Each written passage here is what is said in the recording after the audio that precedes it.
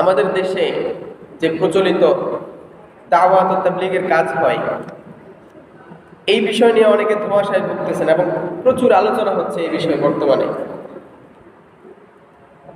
উনাদের মধ্যে দুই ভাগ হয়ে গিয়েছে, যদিও সেটা অনেক আগের কথা, অনেক আগ থেকে।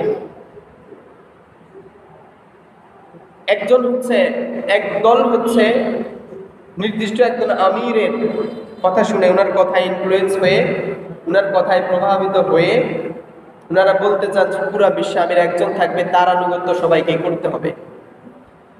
অন্যদিকে বাকিরা বলছেন আমির নিযুক্ত হবেন পরামর্শ এবং সুরার মাধ্যমে।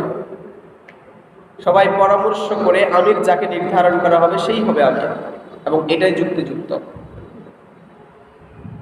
উলামায়ে কেরাম, উম্মতের আলেমগণ যাকে আমির নিযুক্ত করবেন সেই হবে আমির।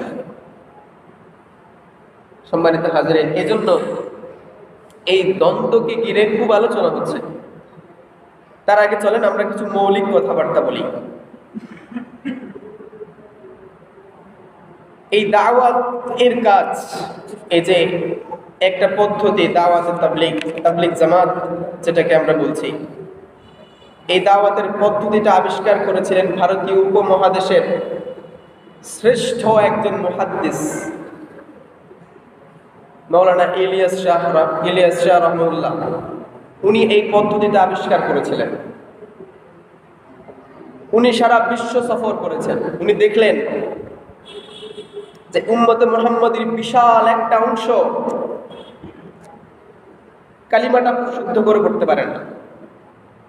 5 ওয়াক্ত সালাতে অন্তত পক্ষে যতটুকু কোরআন সহিভাবে মুখস্থ থাকলে নামাজগুলো আদায় করা যায়, ওইটুকুন কোরআন তারা সহি শুদ্ধ করে পড়তে পারে না। দৈনন্দিন জীবনে সকাল থেকে সন্ধ্যা পর্যন্ত যে সকল মাসআলা জানা জরুরি, যেগুলো তোমার জীবনের চলার পথে প্রত্যেকটা পরতে পরতে প্রয়োজন হয়, ওই মাসআলাগুলা এই উম্মতের অনেক মানুষ জানে না।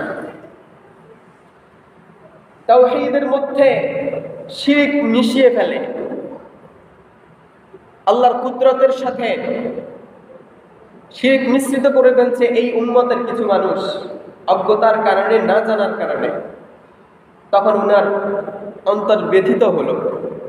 যেহেতু উনারা আল্লাহর খুবই মকবুল বান্দা ছিলেন, তো উনাদের পার্থিব জীবন নিয়ে উনাদের কোনো পরিকল্পনা নেই, কিন্তু উনাদের পরিকল্পনা হচ্ছে মানুষকে কিভাবে আখিরাতের প্রতি উদ্বুদ্ধ করা যায়, কিভাবে মানুষকে দুনিয়ার জীবনে মুক্তি এবং আখিরাতের জীবনে শান্তির একটা বার্তা দেওয়া যায়, কিভাবে একটা পদ্ধতি উপস্থাপন করা যায়।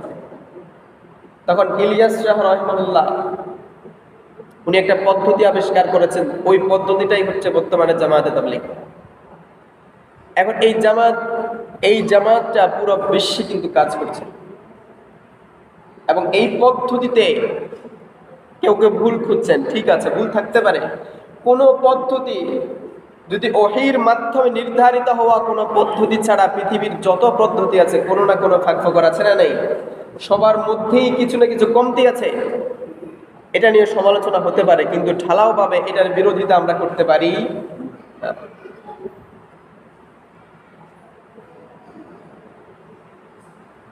এই দাওয়াত ও তাবলীগের মাধ্যমে পৃথিবীর আনাচে কানাচে বিভিন্ন জায়গায় ইসলাম পৌঁছেছে।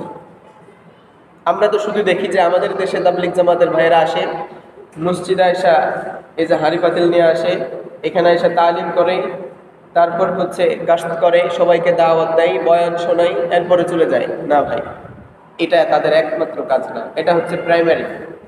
এটা কি ভাই? প্রাইমারি। এটা অনেকে জানে না, এই জন্য বলছি আমি। এটা হচ্ছে প্রাইমারি লেভেল। এটা হচ্ছে ওনাদের তালিমের জায়গা, শিক্ষার জায়গা। ওনারা এখান থেকে দাওয়াত শিখেন, ওনারা এখান থেকে বয়ান শিখেন, এখান থেকে ওনারা দাওয়াতের পদ্ধতিগুলো শিখেন।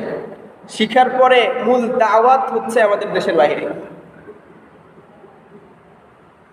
দাওয়াতে তাবলীগের কোনো ভাই যদি বিদেশ সফরে যেতে চান, কেউ যদি বিদেশে সফর করতে চান, বিদেশে দাওয়াতের সাথে যুক্ত হতে চান, তাকে বাংলাদেশে কমপক্ষে একসাথে 3 চিল্লা দিয়ে এটা শিখতে হয়।